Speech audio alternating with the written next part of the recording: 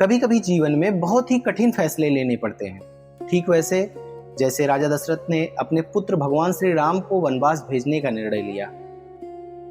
एक पिता का हृदय अपने पुत्र से कभी दूर नहीं रह सकता, लेकिन एक राजा अपने दिए हुए वचन से भी पीछे नहीं हट सकता।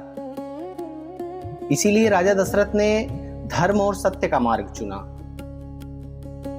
उन्होंने अपनी खुशी नहीं देखी। वो राजा थे तो जो प्रजा के हित का फैसला था वही उन्होंने लिया।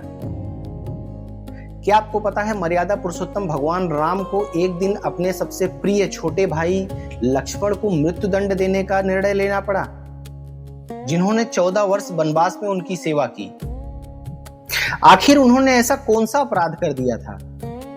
आज मैं आपको एक कहानी सुनाता हूं। एक बार कालदेव ने ऋषि का रूप धारण करके भगवान राम के राजमहल में आए। उन्होंने राम जी से कहा कि मुझे आपसे अत्यंत गोपनीय विषय में अकेले में बात करनी है। राम ने कहा, आइए विराजमान हो जाइए। लेकिन कालदेव ने कहा कि मेरी एक शर्त है, यदि हमारी बातचीत के दौरान कोई बीच में आता है तो उसे आपको मृत्युदंड देना होगा। भगवान राम ने उनकी शर्त स्वीकार कर ली। भगवान राम ने लक्ष्मण को बुलाया और उनसे कहा कि जब तक मैं अनुमति ना दूं तुम किसी को अंदर मत भेजना। लक्ष्मण ने कहा, जो आज्ञा भैया। समय बीतता गया, तभी जोर जोर से आवाज करते हुए दुर्वासा ऋषि वहां पहुंचे। उन्होंने कहा, शीघ्र ही मुझे भगवान श्री राम से मिलना है। लक्ष्मण ने प्रणाम किया और बड़ी ही विनम्रता से कहा कि प्रभु अभी बहुत ही महत्वपूर्ण कार्य में हैं, तब तक आप प्रतीक्षा कर लीजिए। दुर्वासा ऋषि को बहुत क्रोध आया। उन्होंने कहा कि यदि तुम मुझे नहीं जाने दिए तो मैं पूरी अयोध्या नगरी को श्राप दे दूंगा। लक्ष्मण के सामने दो रास्ते थे। यदि वो ऋषि को रोकते तो पूरी अयोध्या संकट में पड़ जाती, और वो चले जाते तो भगवान श्री राम का वचन टूट जाता। लक्ष्मण ने बिना सोचे एक पल में निर्णय लिया कि मेरे एक जीवन से पूरी अयोध्या नगरी बच सकती है, तो यही निर्णय उचित होगा। और लक्ष्मण ने भगवान श्री राम के कक्ष में जाके उन्हें दुर्वासा ऋषि के आने का समाचार दिया। कालदेव की वार्ता समाप्त हो चुकी थी। अब कालदेव कहते हैं कि जैसा कि मैंने आपसे कहा था कि अगर हमारी बातचीत के दौरान यदि कोई बीच में आता है तो उसे आपको मृत्युदंड देना होगा।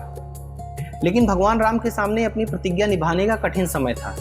वो जानते थे कि लक्ष्मण निर्दोष है, फिर भी राजा के रूप में वो अपने दिए हुए वचन से पीछे नहीं हट सकते थे।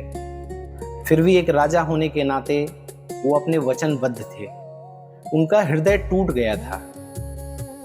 उन्होंने गुरु वशिष्ठ से परामर्श लिया।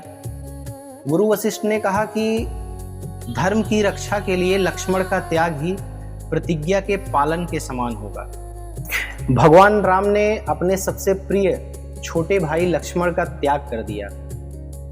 लक्ष्मण ने भगवान राम को प्रणाम किया और फिर सरयू नदी के तट पर योग बल से अपने प्राण त्याग दिए और अपने दिव्य रूप शेषनाग में चले गए।